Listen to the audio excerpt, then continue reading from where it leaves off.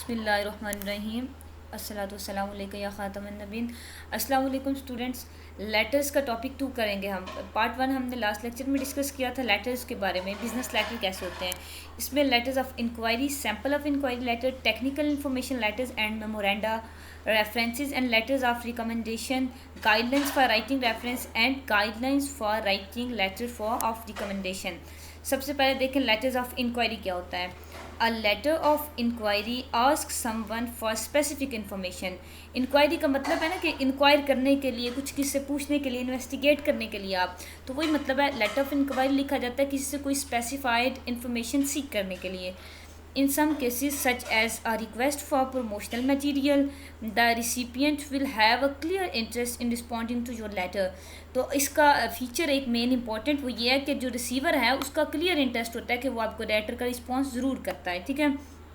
In other cases, such as a request for specific information on a product, the recipient may or may not be motivated to respond quickly। अगर तो आपका request जो है वो promotional material के लिए है, यानी कि आप विदन अपनी ऑर्गेनाइजेशन किसी को लिख रहे हैं ये लेटर इंक्वायरी कि आप उससे कुछ पूछना चाहते हैं, ठीक है, फिर तो प्रमोशनल मटेरियल के लिए तो फिर तो वो बाउंड है कि वो आपके लेटर का रिस्पांस करेगा। ये लेटर ऑफ इंक्वायरी का एक मेन फीचर। और other case on other hand इसका ये भी बात है कि अगर आप इंफॉर्मेशन ऑन अ प्रोडक्ट है, स्पेसिफिक इन्फॉर्मेशन किसी प्रोडक्ट पे, देखें ये आपने डिफरेंस याद रखना है। प्रमोशनल मटेरियल के लिए आप इन्फॉर्मेशन सीख कर रहे हैं तो वो क्लियर रिस्पांस आपको करेगा रिसीवर। और अगर इन्फॉर्मेशन ऑन प्रोडक्ट है तो वो may or may not be motivated to response quickly. फिर वो उसको इस इंफॉर्मेशन ऑन प्रोडक्ट जब आप दे रहे हैं तो फिर ये चीज़ उसको ज़्यादा मोटिवेट नहीं करती, मे और मे नॉट, या हो सकता है वो क्विकली रिस्पॉन्स करे या ना करे। Consequently, always make the tone of the letter friendly and make it easy for the receiver to identify and provide the information you need। तो इसलिए ज़रूरी है कि टून ऐसी बनाएं, उसकी फ्रेंडली टून हो ताकि रिसीवर आपसे ज़्यादा जल्दी क्लोज हो के वो आपके लेटर का रिस्पॉन्स करे। Sample of inquiry letter, sample देखें इसका। The following letter of inquiry is written by computer programmer requesting specific information about an upcoming release of a software product. Means ये लेटर कंप्यूटर प्रोग्रामर ने एक लिखा है कि इसलिए वो इन्फॉर्मेशन सीख करना चाह रहा है अपकमिंग जो सॉफ्टवेयर प्रोडक्ट है उसके बारे में।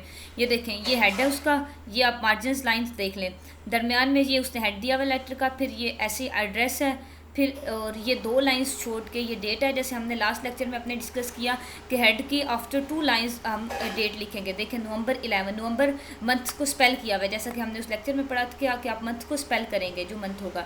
और आगे कस्टमर रिलेशंस, ये उसका एड्रेस है सारा, ये देखें उसने ऐसे लिखा हुआ है राइट लेफ्ट मार्जिन वाली साइड पे, नज़र आ रहा है ना आपको।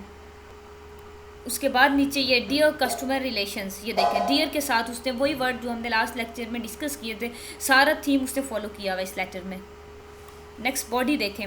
आई am a systems engineer at Arlington Heights Program Associates developing a new client server not work database system for 2 non-profit corporation।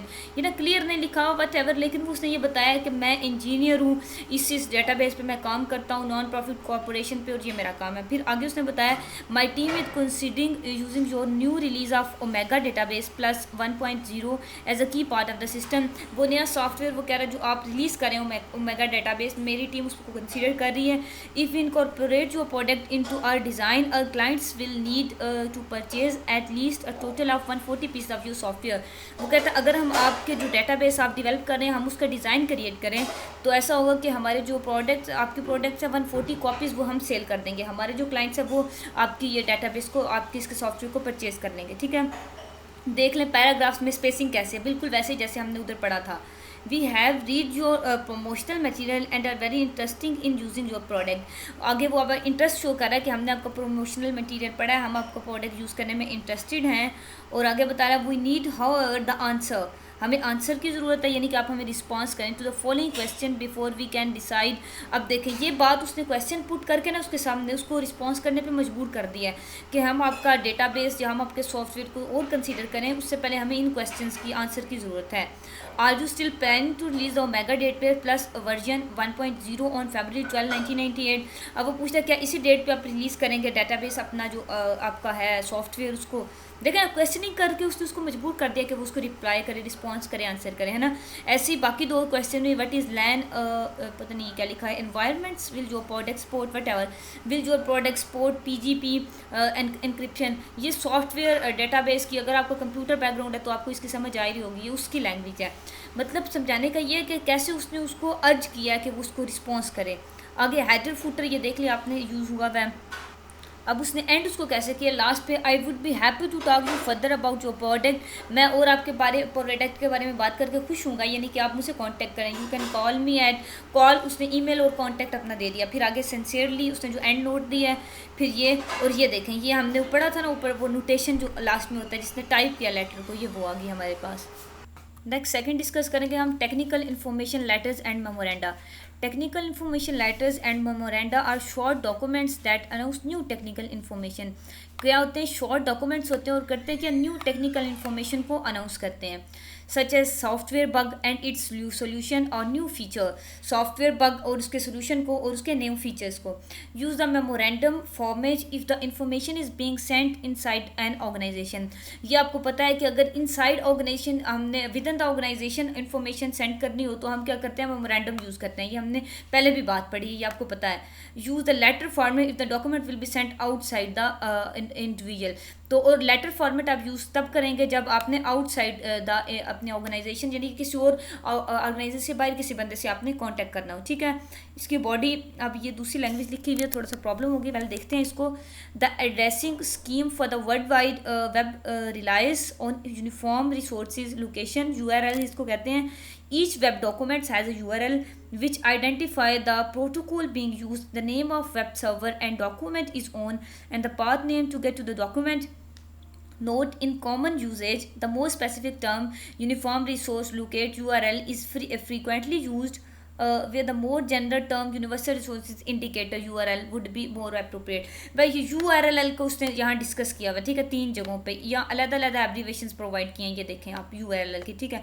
या उसने कुछ और कहा या ये ऐसे यूज़ होता है या ऐसे यूज़ होता है। वेल अच्छा, a URL must indicate to the protocol web server and path name, for example ये URL आपको पता ही है ना, लिंक होता है HTTP www डॉट, उसको डिस्कस कर रहा है, वो कहता है इसका वेब सर्वर होता है, पाथ नेम होता है, as opposed to a relative URL which assume the same protocol and serve and just give the path relative. Well जो भी लिखा हुआ है ये बॉडी है एक टेक्निकल इन्फॉर्मेशन की। अब टेक्निकल से ये मुराद है कि वो कैसे टेक्निकल, इसको स्पेसिफिकली, ये आगे तो बिल्कुल रीडेबल है ही नहीं है, ऐसे मर्ज होकर लिखा हुआ है। वेल आपने जो बात अंडरस्टैंड करनी है ना बच्चे, उसमें से ये है कि टेक्निकल इन्फॉर्मेशन में टेक्निकल इन्फॉर्मेशन वो प्रोवाइड कर रहा है टेक्निकल लेटर में। और इसमें आपने जो बात याद रखने की वो ये कि अगर आपने विद इन एन ऑर्गेनाइजेशन किसी को टेक्निकल इन्फॉर्मेशन भेजनी है तो आप करेंगे मेमोरेंडा यूज़, मेमोरेंडो का फॉर्मेट यूज़ करेंगे। और अगर आपने आउटसाइड द ऑर्गेनाइजेशन किसी को भेजनी है तो आप लेटर फॉर्मेट को यूज़ करेंगे। बाकी बॉडी आपको प्रोवाइड करके ये एक एग्जांपल दी हुई थी जो कि ना समझने के काबिल थी। Reference and later of recommendation को देखते हैं। अ लेटर ऑफ रिकमेंडेशन से आपको समझ आ रही है ना कि कुछ सजेस्ट कर रहे हैं, आप कुछ रिकमेंड कर रहे हैं, किसी को कोई मशवरा एडवाइस देना चाह रहे हैं, ये वो वाला लेटर है। Letter that makes a statement for of support for candidate, किसी की सपोर्ट के लिए, कैंडिडेट की मदद के लिए आप ये लेटर लिखते हैं। The writer assesses the qualities, characteristics and capabilities of the person being recommended. अब जो लेटर लिखने वाला है वो क्या करता है, उसकी क्वालिटीज़ को जानता है, उसकी करेक्टरिस्टिक को जानता है और कैपेबिलिटीज़ को जानता है कि वो कैसे है, क्या क्या कर सकता है, ठीक है। फिर वो उसकी करेक्टरिस्टिक, क्वालिटीज़, कैपेबिलिटीज़ को मद्देनजर रख के उसको कोई चीज़ रिकमेंड करता है, कुछ उसको सजेस्ट करता है, एडवाइस करता है, ठीक है। in terms of the individual's ability to perform a particular task or function, फिर वो उसको ये बताता है कि आपकी क्योंकि कैपेबिलिटीज़ और एबिलिटीज़ और क्वालिटीज़ ये हैं ज़्यादा, इसलिए आपके लिए ये काम करना ज़्यादा बेहतर होगा, ठीक है। पर्टिकुलर टास्क और फंक्शन उसे परफॉर्म करने के लिए वो सजेस्ट करता है, रिकमेंड करता है। Letters of recommendation are typically related to employment. अब ये टिपिकली यानी कि ख़ास तौर पर किससे रिलेटेड होते हैं, एम्प्लॉयमेंट से, एडमिशन से और to institution of higher education. जैसे कि आप अगर सोच रहे हैं कि आपने अप्लाई करना है एम्प्लॉयमेंट के लिए, आपके पास वैकेंसीज हैं 2 ऑर्गेनाइजेशन में, ठीक है। एक कोई आप कह लें कि आपको कोई ऐसे कह लें आप कोई इंस्टीट्यूशन है, आप हम ऐसे एग्जांपल लेते हैं ना, कोई इंडस्ट्रियल इंस्टीट्यूशन है, ठीक है।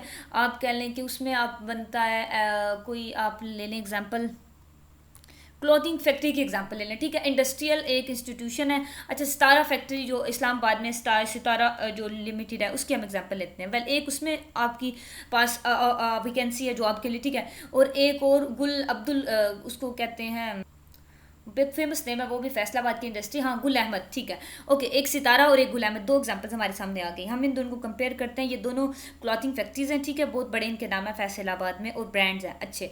वेल, आप इनसे होंगे ही थोड़े बहुत फेमिलियर। अच्छा, अब इन दो में वैकेंसीज हैं, दोनों में जॉब की अपॉर्चुनिटी मौजूद है। अब आपने यहाँ अप्लाई करना है जॉब के लिए। अब मसला ये है कि एक कंपनी में आपको जॉब मिल रही है हेड ऑफिसर की, मतलब हेड क्लर्क की, और एक में आपको मिल रही है यानी कि सुपरवाइज़र की। अब मैं एज अ फ्रेंड आपको ये दूंगी मशवरा कि आपकी जो क्वालिटीज़ हैं और कैपेबिलिटीज़ हैं वो सुपरवाइज़ करने की अच्छी हैं, तो आप इस तरह करें, सुपरवाइज वाली जॉब में अप्लाई करें, क्योंकि हेड क्लर्क वाली जॉब हो सकता है वो आप उसको ज़्यादा आपसे सूटेबल ना रखें, आप उससे ज़्यादा कंपेटेबल ना हो, आप उसको कोप अप ना कर सकें, ठीक है। तो आप जो सुपरवाइजर वाली जॉब है उसमें अप्लाई करें। समझ रहे हैं ना बात मेरी? जी, मैं आपको रिकमेंड करूँगी, यानी कि सजेस्ट करूँगी, तो मैं करने के लिए आपको एक लेटर लिखूँगी ना, उस लेटर को कहते हैं लेटर ऑफ रिकमेंडेशन, ठीक है। अब वो कह रहा है एम्प्लॉयमेंट के हवाले से होता है, जैसे मैंने आपको एम्प्लॉयमेंट का मशवरा दिया एज अ फ्रेंड। अच्छा, ये मैं तो एज अ फ्रेंड आपको एग्जांपल दिया ना, लेकिन ये फॉर्मल लेवल पे भी होता है, मीन्स आप एम्प्लॉयमेंट्स का आप लेटर से फॉर्मल लेवल पे, mean within our organization, outside the organization भी इसको कर सकते हैं अप्लाई, ठीक है, जैसे ऊपर हमने टेक्निकल लेटर में बात की। सेकेंड एग्जाम्पल दी उसने एडमिशन टू हाई इंस्टीट्यूशन में, किसी हाई इंस्टीट्यूशन में आपने एडमिशन लेना है, तो फिर मैं आपको बताऊंगी कि आपकी ये क्वालिटीज़ हैं, आप इस इंस्टीट्यूशन में अप्लाई करें, या आपने स्कॉलरशिप के लिए एलिजिबल अप्लाई करना है, तो फिर आपको मैं रिकमेंड करूंगी कि आप एलिजिबल हैं या नहीं, या वट एवर। समझ रहे हैं ना बात? ये उस लिए होता है। References are an essential component of almost all admissions, grant and employment process. References कह रहा है कि सब ये एक एसेंशियल कंपोनेंट है हर चीज़ का। आपने एम्प्लॉयमेंट करनी है तब भी, एडमिशन है तब भी, ग्रांट लेनी है तब भी। Manager and other individual in any selection process need evaluation from individual who have had long and close contact with applicants in order to assess accurately their abilities and accomplishment। अब manager जो है एक company का और individual selection process में क्या होती है, नीड इवेल्यूशन फ्रॉम इंडिविजुअल। अब उस इंडिविजुअल की जिनको उन्होंने सेलेक्ट करना है, जिसकी उन्होंने कैपेबिलिटीज़ को, इन कैरेक्टरिस्टिक को, क्वालिटीज़ को मेजर करना है, उन्होंने उसको चेक करना है, तो क्या करेंगे, उनके साथ उसका have had long and close contact with applicants. उन एप्लीकेंट्स के साथ उनका लॉन्ग और क्लोज कॉन्टैक्ट होगा in order to assess accurately, उनकी एबिलिटीज़ जो है, उनकी क्वालिटीज़ है, उनको एक्यूरेटली यानी कि ठीक तरीके से जांच पड़ताल करने के लिए उनका लॉन्ग कॉन्टेंट ज़्यादा ज़रूरी है, ठीक है, ये चीज़ long and close content. The number of recommendations required by employers and universities usually ranges from 1 to 5। अब 1 से 5 यानी कि नंबर ऑफ रिकमेंडेशन जो नॉर्मली रिक्वायर होती हैं वो 1 to 5 है, with 3 being the most common number. और मोस्ट कॉमन नंबर कितने हैं? ये 3। अभी आपने याद रखे हैं, ठीक है, ये एमसीक्यूज़ के लिए भी इंपॉर्टेंट चीज़ें हैं। Next is obtaining letters of recommendation. Make sure candidacy as strong as possible by careful soliciting references and letters of recommendation. Letters of recommendation are extremely important decisions to hire। Letter of recommendation, जब अपने कोई decision लेना हो किसी को higher करने का, या जैसे आप मैनेजर हैं एक कंपनी के, आपने किसी को हायर करना है, आपके पास डेफिनेटली ढेर सारी जॉब एप्लीकेशंस आई हुई हैं, बहुत सारे लोगों ने अप्लाई किया हुआ है, ढेर सारे कैंडिडेट्स हैं जो सीख करना चाहते हैं जॉब अपॉर्चुनिटीज़, तो आपने हायर करना है, तो इसके लिए लेटर ऑफ एडमिशन रिकमेंडेशन जो है वो एक्सट्रीमली इंपॉर्टेंट है इस चीज़ के लिए, हायर करने के लिए किसी को। Admit and individual and to award scholarship और ग्रांट, यानी कि आपकी अगर ऑर्गेनाइजेशन है वो आप पर ईयर आप सेशनल लेवल पे अपने जो एम्प्लॉयज़ हैं उनको स्कॉलरशिप ग्रांट करते हैं। अब हो सकता है आपकी जो स्कॉलरशिप की रिक्वायरमेंट्स हैं, जो आपके क्राइटेरिया, उस पर आपके लिए पास अगर 5 स्कॉलरशिप हैं, यानी कि 5 एम्प्लॉयज़ के लिए स्कॉलरशिप हैं, लेकिन हो सकता है 10 या 15 एम्प्लॉयज़ उस पर फॉल करते हो क्राइटेरिया पे, तो आपको उसको किस तरह से ग्रांट करना है, इसके लिए आपको रिकमेंडेशन, लेटर ऑफ रिकमेंडेशन की ज़रूरत है। समझ रहे हैं ना बात? हायर करने के लिए भी ऐसा, और एडमिट एंड इंडिविजुअल, इन तीनों चीज़ों में आपको एक्सट्रीमली इंपॉर्टेंट है लेटर ऑफ रिकमेंडेशन, ये बात भी आपने याद रखनी है। General guidance for requesting reference और लेटर ऑफ रिकमेंडेशन, इसके लिए जनरल गाइडेंस कौन सी हैं? If possible always ask 1 or 2 more person than the minimum number you need. अगर आपके लिए पॉसिबल हो तो आप एक या दो बंदों से ज़रूर पूछें, यानी कि ज़रूर मशवरा लें जो आपने करना है। किसी को हायर करना है, स्कॉलरशिप ग्रांट करनी है, एडमिट करना है इंडिविजुअल को, तो मिनिमम क्या है आपके पास 1 और 2 और मोर पर्सन, ठीक है, इतने बंदों से आप ज़रूर सजेशन रिकमेंडेशन सीख करें। Ask a range of person who can testify to different abilities and accomplishments relevant to the position or award। और आप और भी लोगों से पूछें, कौन से ऐसे लोगों से पूछें, रेंज ऑफ पर्सन यानी कि ढेर सारे लोगों से पूछें जो टेस्टिफाई कर सकते हैं, जिनकी ये एबिलिटी है।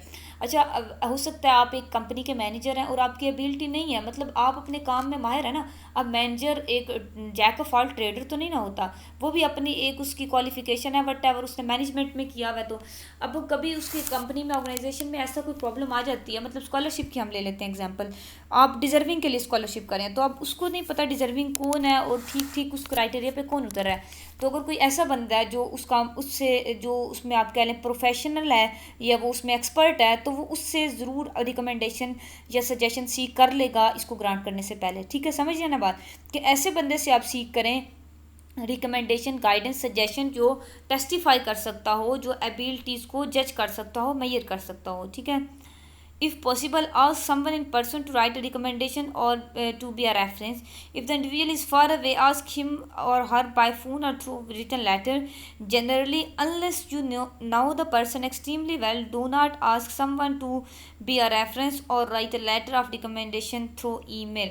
जब तक आप उसको एक्सट्रीमली वेल ना हो किसी के बारे में, तब तक आप उससे ये ना, आप उससे रेफरेंस या रिकमेंडेशन सीख ना करें वाया ईमेल और लेटर। ओके, ये आपको गाइडलाइन जनरल प्रोवाइड की गई हैं। Guideline for written recommendation, again letter of recommendation की गाइडलाइंस हैं नीचे। Generally give more weight to recommendation that contain a waiver of your right. Waiver कहते हैं आपके राइट को छोड़ देना, माफ़ कर देना, ठीक है। ऐसी रिकमेंडेशन जो आपके राइट को वेव कर रही हूँ उनको आप वेट दें। टू सी द रिकमेंडेशन को देखने के लिए, means people give more weight to recommendation, के लोग उन रिकमेंडेशन को ज़्यादा वेट देते हैं जो किसी के राइट को वेव कर रही हूँ, राइट को वेवर कर रही हूँ। Sometimes however if may be prudent not to waive your right। prudent का मतलब होता है ये अक्लमंदी नहीं है कि आपके राइट को वेव करना, यानी कि आपकी हक तलफी करना, ये एक अक्लमंदी दानाई की बात तो डेफिनेट नहीं है। To review the recommendation specially if you are unsure of the recommender's attitude toward you और हिज राइटिंग एबिलिटी। अगर ऐसा भी हो सकता है ना बाज़ात कि आप जिससे रिकमेंडेशन सीख कर रहे हैं उसको नहीं पता कि वो कैपेबिलिटीज़, क्वालिटीज़ और जो ऊपर हमने 3-4 चीज़ें पढ़ी हैं करेक्टरिस्टिक, उनको वो जज अगर वो नहीं कर सकता ठीक से, तो वो डेफिनेटली जो बंदा डिज़र्विंग है, जिसको वो मिलनी चाहिए पोस्ट या जॉब या स्कॉलरशिप, वो उसका राइट वेव कर रहा है, यानी कि उसके हक तलफी कर रहा है। जब उसको उनमें डिफरेंस ही करना नहीं आता, उसकी क्वालिटीज़ कैपेबिलिटीज़ को मेजर करना, जज करना ही नहीं आता, तो फिर वो हक तलफी तो करेगा ना, वेवर ऑफ राइट तो करेगा। इसलिए आपको कहा गया कि आप उस बंदे से रिकमेंडेशन के लिए कहें, सजेशन के लिए, जो कैपेबिलिटीज़, क्वालिटीज़, कैरेक्टरिस्टिक को मेजर कर सकता हो, जज कर सकता हो। रिकमेंडर्स आर बिजी पीपल ये लोग होते हैं। Give them all necessary material at least 3 weeks before the recommendation is due. तो ऐसे लोगों को आप क्या करें, कम से कम 3 हफ्ते पहले नेसेसरी मटेरियल प्रोवाइड करें, सारा डाटा प्रोवाइड करें कि ये मेरे पास हैं, कैंडिडेट्स हैं और ऐसे ऐसे बात है और मुझे इस हवाले से आपकी रिकमेंडेशन चाहिए। समझ रहे हैं बात आप। अब लेटर ऑफ रिकमेंडेशन की बात करते हैं। Write letter of recommendation to provide relevant information to present an individual truthfully and positively. आपको अगर किसी ने कुछ रिकमेंड करने के लिए कहा है, जैसे मैंने आपको जॉब के लिए रिकमेंड किया है, मैंने छोटी सी आपको एग्जांपल देकर समझाया, तो मुझे ये चाहिए कि मैं आपकी जो क्वालिटीज़ हैं, कैपेबिलिटीज़ हैं, प्रैक्टिस हैं, उनको ट्रूथफुली और पॉजिटिवली शो ऑफ करूँ, ठीक है, उनको ट्रूथफुली और पॉजिटिवली आपको दिखाऊँ। यानी कि ऐसा ना हो कि मैं आपको सबस बाग दिखा दूँ लेकिन आपसे वो हो ही ना, मतलब ट्रूथफुली और पॉजिटिवली मुझे शो करना है अपना एटीट्यूड, क्योंकि मैं आपको अगर लेटर ऑफ रिकमेंडेशन लिख रही हूँ तो, ठीक है। Guidelines for writing letters of recommendation, ये बार बार गाइडलाइंस की हेडिंग आ रही है, वेल देख लेते हैं इसको। In most cases, agree to write a letter of recommendation only if you can honestly write a supportive letter। वही बात जो मैंने ऊपर की है कि आप लेटर ऑफ रिकमेंडेशन सिर्फ तब लिखें जब आप ऑनेस्टली लिख सकते हैं। आपने बटरिंग नहीं किसी को करनी, और ऐसी एबिलिटीज़ जो उसमें है नहीं, या जो बंदा वो काम कर नहीं सकता, आप उसको वो करने पे अर्ज या मजबूर क्यों करेंगे लेटर ऑफ रिकमेंडेशन से। आपने ऑनेस्टली राइट करना है, सपोर्टिव लेटर लिखना है कि जो काम वो कर सकता है, जो उसके बस में है, जो एबिलिटीज़ कैपेबिलिटीज़ आपने उसमें देखी हैं, आप ऑनेस्टली वो उसको बताएं कि आप ये कर सकते हैं। और अगर आपको रिकमेंड करने के लिए गया कुछ लोगों को, तो आप उनको इस तरह से जांच करें, ऑनेस्टली आप प्रोवाइड करें, ठीक है। If you can not portray an individual positively decline to write the recommendation. वही बात जो मैं आपको कब से बता रही हूँ, अगर आप किसी इंडिविजुअल को पॉजिटिवली पोर्ट्रे नहीं कर सकते, ऑनेस्टली ट्रूथफुली आप उसके सामने नहीं रख सकते बात सारी, तो फिर आप डिक्लाइन कर दें, इनकार कर दें कि आप रिकमेंडेशन लिख नहीं सकते, ठीक है। अगर आप सच नहीं बोल सकते तो फिर आप इनकार कर दें। किसी का राइट वेव ऑफ करने से, किसी के हक तलफी करने से तो यही बेहतर है ना कि आप डिनाई कर दें, डिक्लाइन कर दें, इनकार कर दें। Ask for a current resume and as a complete a description as possible of the position or program to which the person is applying। अच्छा, अगर आपको कहा गया है कि आपने रिकमेंडेशन देनी है, तो आप जितने भी लोगों ने अप्लाई किया है ना, उस पर आप उनके रिज्यूम देखें, उनकी कंप्लीट डिस्क्रिप्शन देखें, उनकी पोजीशन देखें, सब कुछ ये देखें। Assemble and review all other relevant information you may have about the person you are recommending. और जिस पर्सन को आपने रिकमेंड करना है उसके बारे में सारी इन्फॉर्मेशन सब कुछ गैदर करें, ताकि आप उसको ऑनेस्टली बता सकें कि ये बंदा वाकई इस पोस्ट के काबिल है या नहीं, या ये रिकमेंडेड पर्सन। आप उसको ऑनेस्टली ट्रूथफुली और आप कह लें कि सच्चे तरीके से बता सकें, ताकि किसी और का वेवर ना हो, वेवर ऑफ राइट ना हो। It is often easy to overlook some important accomplishment. In most cases, a letter of recommendation should consist of 3 or 4 paragraphs and not be over 1 page in length. ये बात याद रखिए, most cases में letter of recommendation 3 और 4 paragraphs इसके होते हैं, और 1 पेज से ज़्यादा इसकी लेंथ नहीं होती। ये बातें याद रखने की हैं। फॉर सैम्पल रिकमेंडेशन, ये हमें एक सैम्पल लेटर प्रोवाइड किया गया। अब देखते हैं, अगर ये खुल गया तो हम इसको डिस्कस कर लेंगे, अदरवाइज़ फिर आप खुद ही how to write a letter of recommendation देखते हैं। लेटर अगर हमें यहाँ मिला तो ओके। अपडेट सितंबर, write a letter of recommendation is a being responsibility that could determine what to include. मुझे लगता है यहाँ भी ना लेटर कोई नहीं प्रोवाइड किया गया, आपको गाइडलाइंस दी हैं। देखें ना, व्हाट टू इंक्लूड यानी कि क्या क्या होना चाहिए लेटर में। Employer recommendation, to whom it में, व्हाट टू अवॉइड, क्या चीज़ें आपको नहीं लिखनी रिकमेंडेशन में, अवॉइड करना है, स्टाइल उसका कैसा होना चाहिए, और ये सारी बातें। वेल बस यही कुछ था इसमें। तो अगर आपको मिलता है तो ठीक है, वरना आप गूगल तो कर सकते हैं ना, गूगल पर लिखें लेटर ऑफ रिकमेंडेशन, तो आपको एक मिल जाएगा कोई लेटर ऑफ रिकमेंडेशन, वहाँ से आप उसको देखें, पढ़ें, और इंशाल्लाह आपको क्लियर हो जाएगा। मेन बातें जो फोकस करने के लिए बेटा वो यही बताइए कि आपने पॉजिटिवली ट्रूथफुली पोर्ट्रे करना है इंडिविजुअल को जिसको आप रिकमेंड कर रहे हैं, उसकी कैपेबिलिटीज़, क्वालिटीज़, कैरेक्टरिस्टिक्स को माइंड में रखते हुए। Okay, take care of yourself. अल्लाह हाफिज़।